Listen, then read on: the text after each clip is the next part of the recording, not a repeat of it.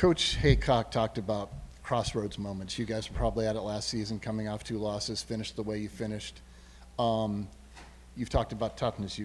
Every year there's a prove it moment. There's a contender, pretend, all that stuff. Where is this team at mentally to handle coming out of it the way you've come out of it many times in the past? Yeah, I think we're going to find out a little bit more about ourselves. I've really enjoyed this team, and I think one of the things, even last Saturday, our kids, how they play, how they just keep playing, responding. I've been really proud of them. There's been never a wavering moment that I've watched this group surrender. And, I thought we had a great week, went back to work. And, there's a lot of little things, again, a lot of guys in some first-time moments where now they got to be the leader and they've got to be able to lead through this journey a little bit. But, the response, at least so far, has been really rewarding to watch. And, first of all, you got a great opponent that you got to play, let alone, us taking care of ourselves and making sure, some of those small things that have not allowed us to win the football games the last couple of weeks, we fix and go back to work. But I think our kids have been relentless in that process. So it's been really, honestly, from my end, it's been a joy to watch these guys work. And you mentioned the opponent. They strike me as maybe as complete a team in all 3 phases that you faced. How would you describe that? I mean, they've got a kicker that hits game winners across the board. Yeah, I think you hit the word right. They're a really great team. And obviously, I think, I've talked about Kalani before, my respect for him. If my own son could play for anybody in college football, I would want my son to play for him. I mean, that's how much I think of him and how he leads a football program and a team. And you see it. I mean, they play for each other. They play really great complementary football, and they play great team football. And so all the things that when we've been our best and when we're at our best, there's some similarities in terms of how we want to play the game. But so much respect for them. And, across the board, they're playing really good football right now. Matt, in what ways did you feel like this bye week was most productive for you guys, and do you have any updates on the injured players? Yeah, I think probably, hopefully, a little bit of that is, getting a little bit healthier. Obviously, we lost Dom early, at Colorado. I think his ability to hopefully be back, I think we'll see a little bit more as the week goes this week, but, was at least out of practice today and find out exactly how much, his availability will be to us this week. Kyle trending up, which, I think for all of us is obviously a great reward for our football team to have Kyle back. We know he's been a huge impact for our football team. Carson Hansen doing a lot better, back to full strength. We expect him to play ready to go. And then I don't know who else am I missing right now that's at least in that question mark. Anybody else that you guys would ask? Yeah, Kaijan, certainly on the practice field. I think will be, available to us, certainly back ready to go, and hopefully he can be a great asset to us as well. Yeah, that's a great question, and I think we'll figure that out. I would not say he's back to 100%, but I think, at least back on the practice field. But I do feel like Kyle is in a really good spot. My expectation is Kyle will play. And what stands out to you most when watching this BYU offense on film and their quarterback? Yeah, I think the biggest thing is just the physicality across the board from all 11 players. It starts with the toughness of their quarterback. I love their running back, tough, physical football player. And then, you look at those 5 offensive linemen, those guys are really talented players, guys that played a lot of football. So I think when you start with this BYU team, you talk about physicality and their ability to run the football, and then on top of that, they've got playmakers on the perimeter. You see it in their special teams game. You see it offensively. All those guys are doing great things in all phases of the game. So they're a complete offense and can really attack you in all facets of it. Matt, how important is the line of scrimmage going to be against BYU on both sides? Oh, as big as it can be. I think the reality of it is you're playing one of the most veteran and complete O-line and D-lines that we face this year. And so they're big, they're physical, and really they've done a great job in all the games of winning the line of scrimmage, and we're going to have to be ready to compete in those areas for sure. It really struck me watching the post-game at Colorado how hard Rocco was taking his personal performance and stuff. How do you find that balance of you want him to have accountability and also, him to continue to believe and all that kind of confidence? Well, I think that's the great thing about, Rocco, and I think, I would say our all of our leadership here, like, it means the world to us. And, I don't think any of us want to, put our team in a situation where we don't feel like we're doing our best. And I think that's the hard thing about a guy like Rocco. Rocco's given us every opportunity to win every game we played, and that guy puts it on his shoulders, no different than I feel like I put it on my shoulders, and Coach Haycock puts it on his shoulders, and Mouse puts it on his shoulders. You want to have leaders that want to take responsibility, and unfortunately we're probably in a world where I don't know if the leaders want to take the responsibility, but in this building the leaders want to take responsibility and lead from the front. And so I'm way more grateful to have those kind of guys in this football program. It means we're going to work really hard to try to get things fixed. You've talked so much about detail this year. In the last 2 weeks, I think you've accounted for over half of your penalties this season. How do you go about correcting that during the bye week?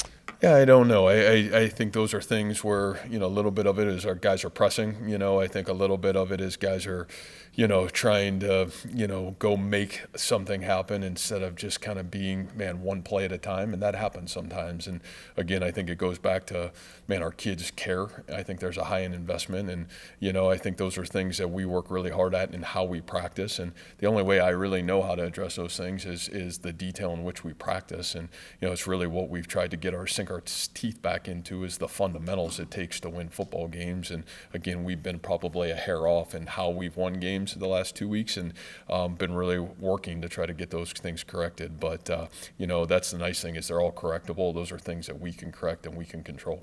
Similar line of question. What have you seen from your team on third down in the last 2 outings? I think just 6 of 28. And how much of correcting that is being better on first and second down? Yeah, I think that's skewed, though. I think you should go look at the stats on first and second down, right? I think we've actually been probably better on first and second down the last 2 weeks. I think the hard thing is you're going for it, or you're in a lot more 4-down situations, I think, the last couple of weeks. So I think it skews those numbers.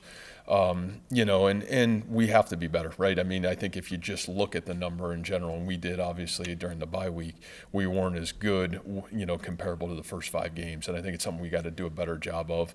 Some of those are penalties. Some of those are, penalties have kind of hindered us. But, I think that's the thing that we went into last bye week. We wanted to be a little bit better on first and second down, and we were. And then, some of those self-inflicted wounds kind of put ourselves in some tougher situations. And like I said, we've had to be in some tougher situations just because we've been trying to be a little bit different on the plus side of the 50 because we had to play a game that's probably a little bit different than what we tried to play. So, yeah, those are all things we got to clean up. We got to be a little bit better for sure, and I think that's a great point. But, I think globally, I think our discipline and detail has probably got us more than anything.